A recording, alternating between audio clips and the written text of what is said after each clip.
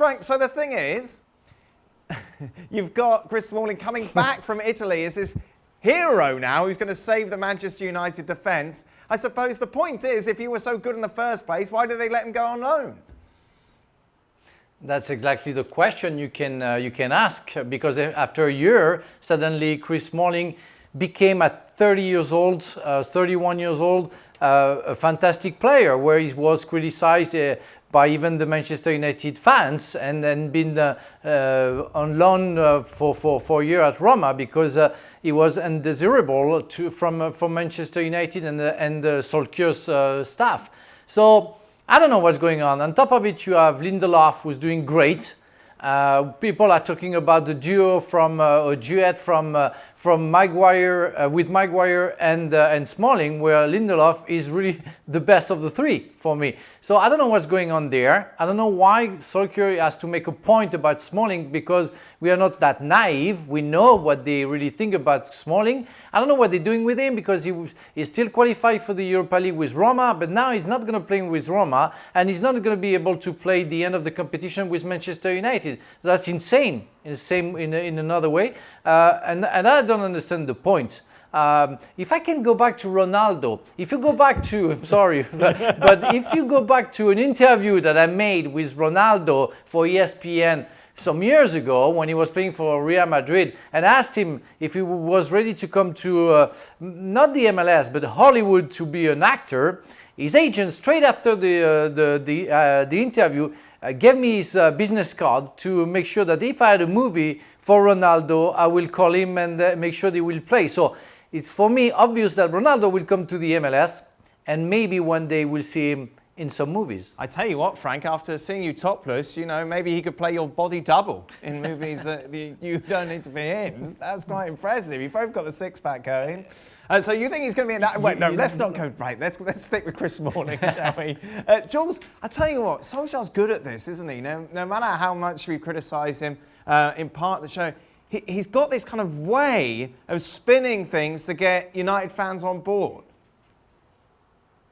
Yes, he's been very clever, I thought, in all the declarations or the quotes that he gave in the last, even before the restart. But even if you think about it, during the lockdown as well, he was quite regular on the Manchester United podcast, and then were sent out to a lot of medias all around the world. And I thought the messages that he gave out at that time were very clever and very, very good as well, very positive. The thing with Smalling, let's not forget that I think Manchester United will buy Jadon Sancho, which would be quite a lot of money in this current context and climate. If they spend £100 million, for example, 120 million euros on one player, I don't think they will have then much money left to buy the centre-back that they really wanted as well this summer. And in that case, it's quite clever to bring back Smalling, do a bit of competition with Maguire, Lindelof, Bailly, whoever, and Chris Smalling knows the club so well, he knows the Premier League, he will be a useful centre-back anyway. And then maybe him and Maguire playing together regularly, you see that partnership getting stronger and stronger. Maybe he will push Lindelof to become better, and Maguire as well, and maybe it'd be very positive to have Smalling back at the club, especially, as we said, if you can't buy a Koulibaly or someone, or a David Alaba or someone like that would have really strengthened your defence. So all in all, it might not be a bad idea. You think so, Jules? So basically, they're making do because they've put all their eggs in the Jadon Sancho basket. Is that fair?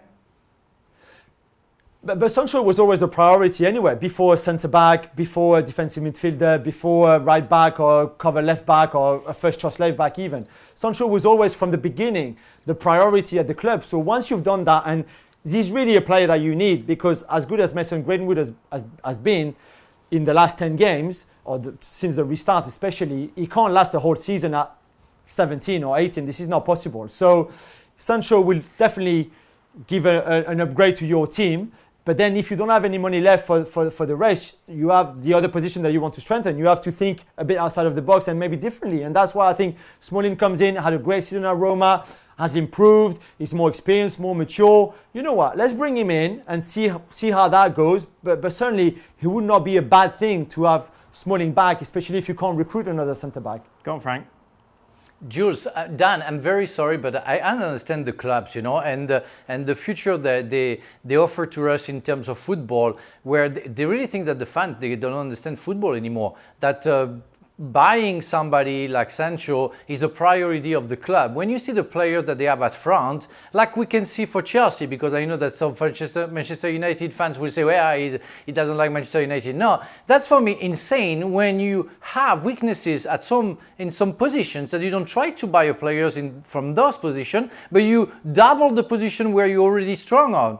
So it's the same for Chelsea with Werner and Ziyech coming, where they have quite strong young players like Mount, like Pulisic, of course, Abraham, and it's the same for Manchester United with Martial, with all the players that they have at front, where Chelsea and Manchester United, they're really very, very weak at the back. So that's the main problem. It's like this. It's the same for Manchester City. It's the same for Barcelona. They try to make people think that they are improving the game or the club and the team by buying forward players, where they have to stabilize the defense, where they're really, really bad in defense, and that's obvious for everybody. That's been the big link between those clubs who can't find and they can't have a trophy because they're so weak. It's the case for Manchester United and Chelsea, and that's why I'm talking about them.